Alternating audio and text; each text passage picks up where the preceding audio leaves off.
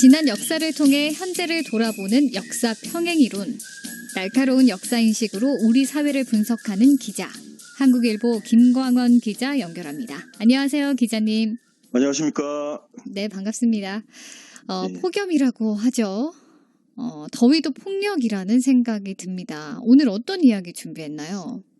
모두 산으로 들로 더위를 피해서 도망가는 즈음이죠. 네. 저는 바다로 갈 계획을 짜고 있습니다. 아, 진짜요? 예. 바다라는 말만 들어도 아주 시원해지잖아요. 그렇죠. 요즘 영일대 해수욕장, 구룡포 할 것 없이 정말 많은 분들이 폭염 피난을 오셨습니다. 저도 어제 네. 잠시 영일대 갔다 왔는데 사람들 굉장히 많더라고요. 다 피난 왔어요.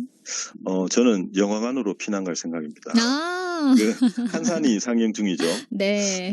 저는 이 제목이 영화 제목이 정말 재밌다는 생각이 듭니다. 음, 전쟁이 일어난 뒤로 왜구들이 조선 앞바다에 복작복작 됐는데 네. 한산에서 조선 수군이 승리한 뒤로 조선의 바다가 한산해졌죠. 네. 그래서 이순신 장군이 왜군을 굳이 한산 앞바다로 유인한 또 다른 이유가 아닐까. 아니면 지명이 이미 전쟁의 결론이 있었다 이런 생각도 듭니다. 감독도 그걸 의도하고 제목을 한산으로 지은 게 아닐까 하는 생각이 드네요. 그렇죠. 그 대첩의 주역 중에 하나가 거북선이죠. 네. 그런데 전문가마다 꼭 짚고 넘어가는 이야기가 있습니다. 그 영화에서처럼 적선을 향해 돌격해서 배를 파괴하는 장면은 역사와 맞지 않다 하는 이야기입니다. 판옥선처럼 포를 쏴서 적선을 공격했다고 하죠. 그렇죠. 역사적으로는 그게 맞죠. 네. 이 조선배가 튼튼한 건 사실이었습니다.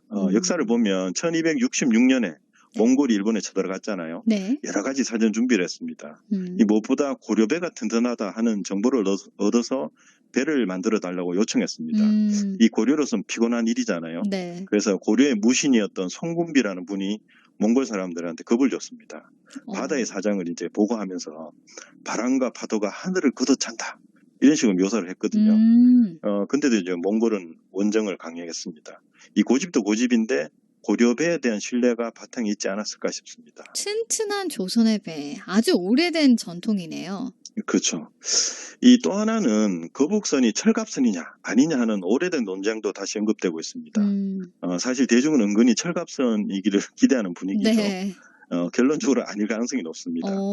이 철갑선의 등장과 발전의 역사를 보면 거북선에 철갑을 두른 적이 없었을 거다 하는 생각이 더 강해집니다. 보편적인 역사를 통해서 팩트체크를 해보겠다는 거군요. 그렇죠. 일단은 보면 철갑이 제 기능을 하려면 두께가 있어야 됩니다. 몽골군이 일본에 들어갔을 때 그런 일이 있었거든요. 네. 징기스칸이 역사적으로 보면 수류탄을 개발한 인물로 알려져 있습니다. 네. 그러니까 몽골군은 일본 정벌에서 포결탄을 썼습니다. 포결탄을 터뜨리자 파편이 철갑을 뚫었다 이렇게 기록되어 있거든요. 네. 이때는 갑옷입니다. 그게 뭐냐면 웬만큼 두텁지 않고는 화약 앞에서는 철갑도 별 소용이 없다 이런 뜻입니다. 두꺼워지면 무게가 무거워지는 거 아니에요? 그것도 좀 문제가 될 것 같은데요. 그렇죠. 배에서 무게가 무거워지면 또 속도도 영향을 받죠. 네. 이 탄환이나 포탄을 어느 정도 막아내고 또 그만큼의 무게를 싣고도 속도를 낼 수 있어야 철갑선이 됩니다. 그래서 서구에서는 약간의 과도기를 거쳐서 1850년대에 철갑선이 완성되거든요. 네. 이 철갑선의 활약을 좀 보면 1853년에 프랑스와 영국 해군이 러시아를 공격할 때 역풍을 뚫고 해협을 지나 북해로 갔다 이렇게 묘사되어 있거든요. 이게 뭐냐면 진정한 철갑선의 탄생은 전기기관을 만나서야 가능해졌습니다. 그러니까 전기기관은 바람이나 노끈의 힘과 상관없이 쇠를 싣고도 강력한 추진력을 발휘할 수 있었기 때문입니다.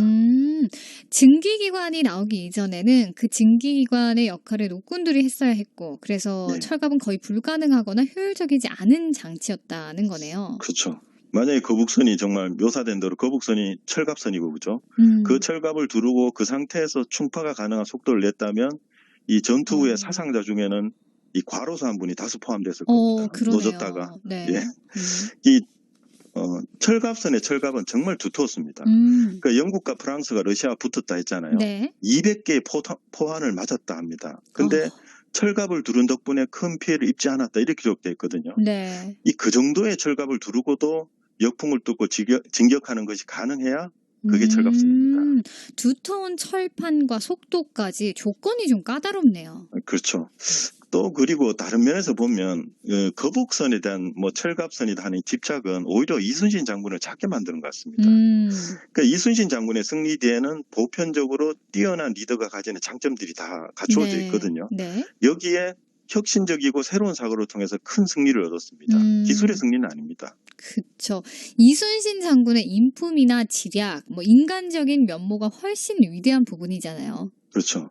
그 기술은 사실 일본이 더 강했습니다. 첫째는 이제 이 사람들이 육지에서 하도 싸워서 백병전에 능했거든요. 네. 그 자기들이 가장 잘하는 백병전을 노리고 늘 조선배에 올라타려고 했죠. 이를테면 이게 탁월한 전투 기술입니다. 네. 너무나 숙련된. 네. 또 하나는 조총인데요. 조총이 유럽에서 들어왔지만 일본의 조총이 사실은 유럽보다 성능이 더 뛰어났습니다. 그렇군요. 원균이 이끈 7천량 해전에서는 이런 장점들이 뭐 10분 효과를 발휘했잖아요.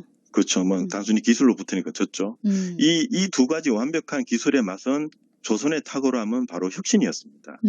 이게 사실은 남의 배에 올라타서 싸우는 건 육군의 전투 방식이거든요. 네. 그러나 원거리에서 포격으로 상대의 배를 부수는 전술은 진정한 해군의 전술입니다. 이런 게 혁신이죠. 서양을 보면 1588년 칼레 해전에서 영국군이 스페인의 무적 함대를 공격하면서 이 전술을 썼습니다. 예, 무적 함대는 육군처럼 끊임없이 적의 배에 막 승선을 하려고 시도했거든요. 네. 영국은 포를 쏘고 뒤로 빠지고 이런 식으로 대응을 했습니다. 그러니까 이 전술은 당시로서는 분명하게 혁신이었습니다. 그러네요. 이 조선은 보편적인 리더십과 혁신적인 전술, 일본은 축적된 기술과 수입한 신기술로 대결한 거라고 보여지는데요. 그렇죠. 저는 생각에 이 기술이 혁신을 불러오기보다는요. 되게 절박하고 혁신적인 마인드가 기술의 발전을 견인하거든요. 그래서 한산대첩은 과거에 끝난 전쟁이 아니고요. 네. 현재까지 지속되는 한국과 일본의 성향 혹은 특징을 보여주는 사건이라고 생각합니다. 그냥 말하자면 일본의 특징과 우리의 장점이 잘 드러나 있죠. 네. 그러니까 요컨대 이제 거북선이 철갑이 아니라고 너무 서운해할 필요가 없습니다. 네. 그러니까 거북선이 아니더라도 우리의 장점은 이 전쟁에서 충분히 증명이 되었습니다. 네. 오로지 기술만으로 이겼다면 칠전량 해전에서 참패를 당하지도 않았겠죠. 예. 영화를 보면서 한국과 일본의 차이점을 찬찬히 살펴보는 것도 재미있을 것 같네요. 오늘 이야기와 어울리는 노래 어떤 곡 선곡하셨나요? 이현의 잘 있어요를 듣고 싶습니다. 이현의 잘 있어요. 네, 이게 고등학교 운동 경기에서 네. 이긴 학교 학생들이 패배한 학교 응원단을 향해서 종종 불렀던 노래거든요. 네. 말하자면 승리의 노래입니다. 잘 가라 이렇게. 조선 수군이 이 노래를 알았다면 도망가는 와키 작가를 보면서 목청도 부르지 않았을까 이런 생각이 듭니다. 네, 오늘 이 곡 들으면서 인사 나누겠습니다. 오늘 소식 감사합니다. 네, 감사합니다. 지금까지 한국일보 김광원 기자가 전해준 역사 평행 이론이었습니다. 김광원 기자의 추천곡 한 곡 띄울까요? 이현 잘 있어요.